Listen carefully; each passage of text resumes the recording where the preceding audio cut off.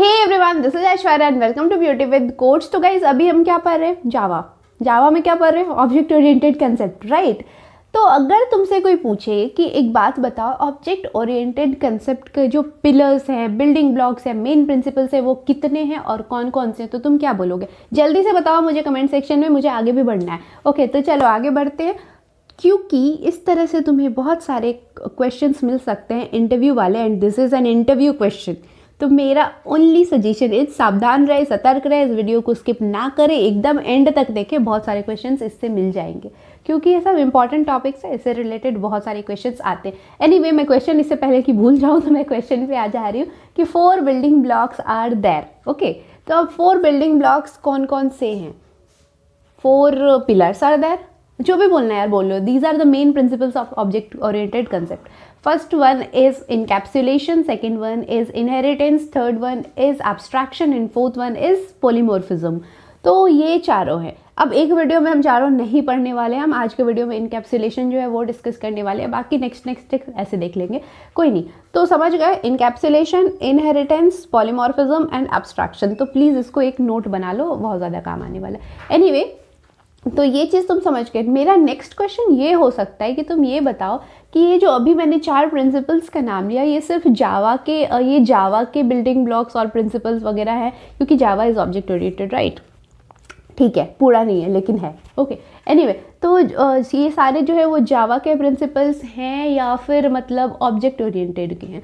तो ये जावा के प्रिंसिपल्स बिल्कुल भी नहीं है। ओके, तो जावा हो, तुम्हारा C++ हो, या कोई भी ऑब्जेक्ट ओरिएंटेड कंसेप्ट हो, उसमें इन चारों का होना ही होना है। ठीक है, तो these are building blocks of object oriented concept and not the language, ये चीज़ ध्यान रखना। Now move to the next question में भी देखते क्या आ रहा है, क्योंकि मैं ऐसे कुछ नोट बना के नहीं पढ़ाती हूँ, ऐसे बस बोल देती हूँ। एनीवे, तो आगे आ रहे हैं, तो ये चीज़ तुम्हें समझ में आ गया। अब सबसे पहले आ रहे हैं कि what is encapsulation and why do we use that. चलो वाई पे बाद में जाएंगे, पहले आते हैं कि व्हाट इज इनकैप्सुलेशन। तो तुम्हें ना एक नाम पे सबसे पहले हम फोकस करते, तो इन को प्रीफिक्स मान के हटा देते, एशन को हटा देते, एशन सेशन जो भी होगा उसको हटा देते सफिक्स मान के। बीच से क्या निकल रहा है? बीच से निकल रहा है तुम्हारा कैप्सूल। कैप्सूल से कुछ याद आया? हाँ, वही जो डॉक्टर देते हैं।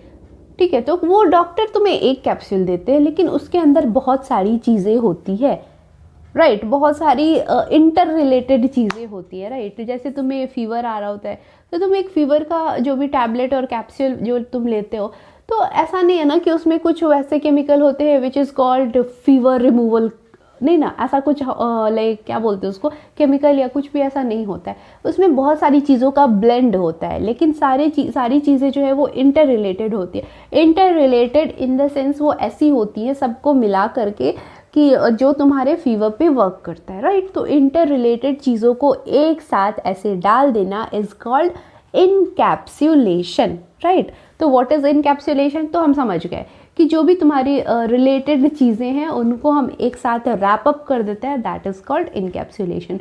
Now move to the second part कि why do we need encapsulation.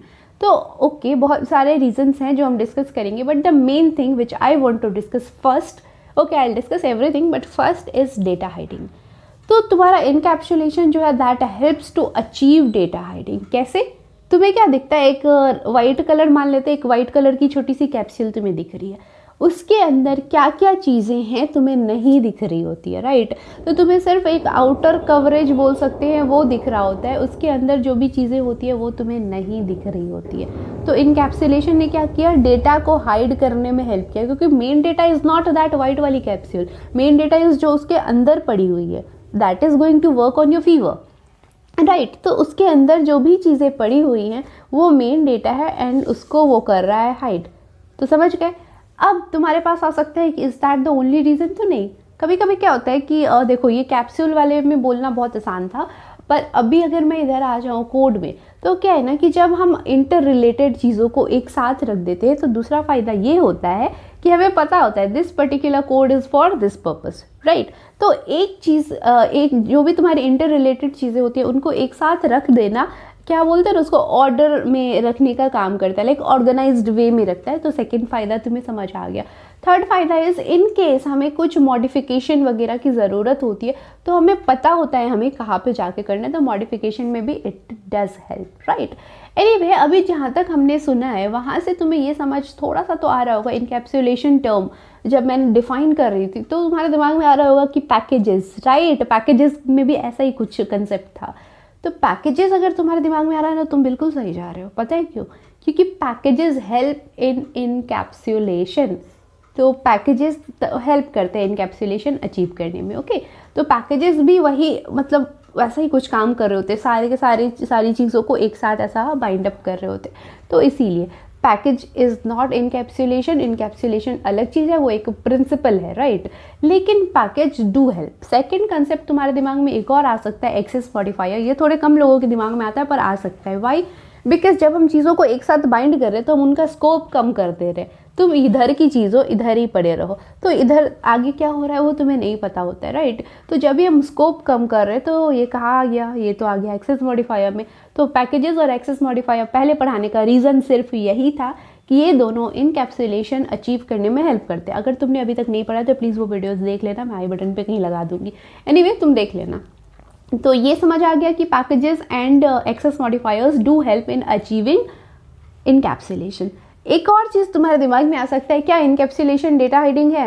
And this is again an interview question. Yes, मजाक नहीं कर रही हूँ, this is an interview question.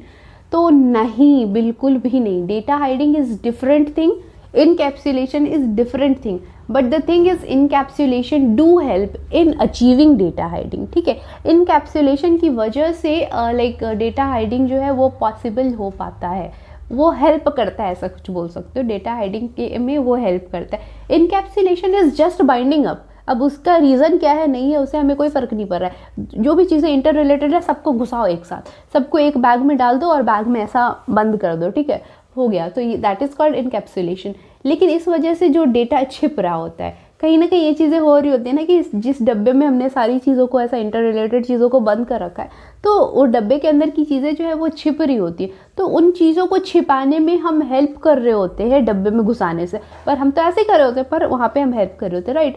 तो छिप जाता है, that is called data hiding. तो data hiding is different, encapsulation is different, it's just that encapsulation do help in achieving data hiding.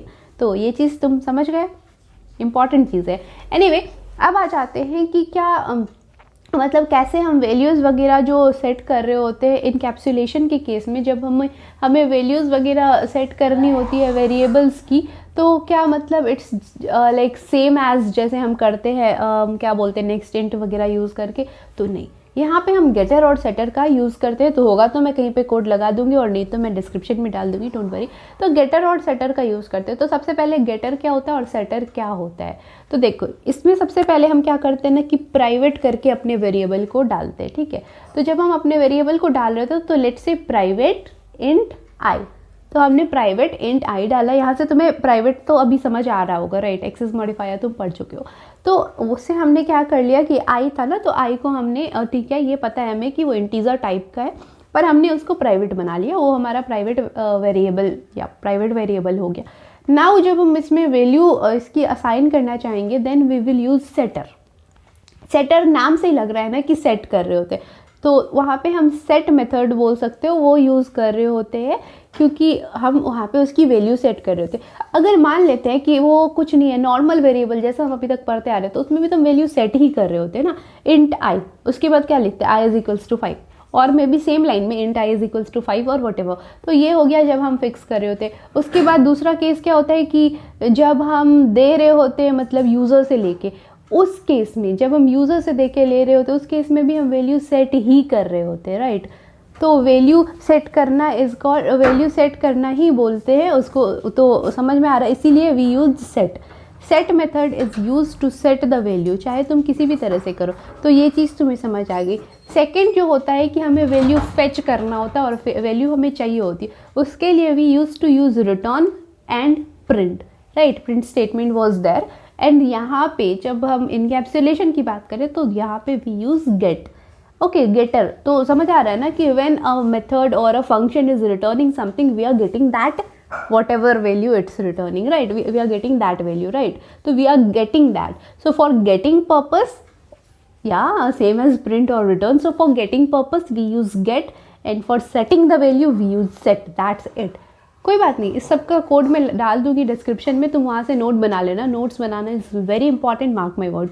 Anyway, ये था हमारा इनकैप्सुलेशन. एंड आई गेस मैंने इसको जैसा छोटा क्वेश्चन और ये सारे के सेक्शन में डाला है, तुम्हें पसंद ज़रूर आया होगा. पसंद आया हो तो लाइक, नहीं आया हो गलती से तो डिसलाइक. और प्लीज़ शेयर दिस वीडियो, मतलब इनसेन की तरह शेयर करो जितना ज़्यादा हो सकता है. तो चलो फिर, stay healthy, stay fit, love you all. This is Aishwarya signing off. Bye bye.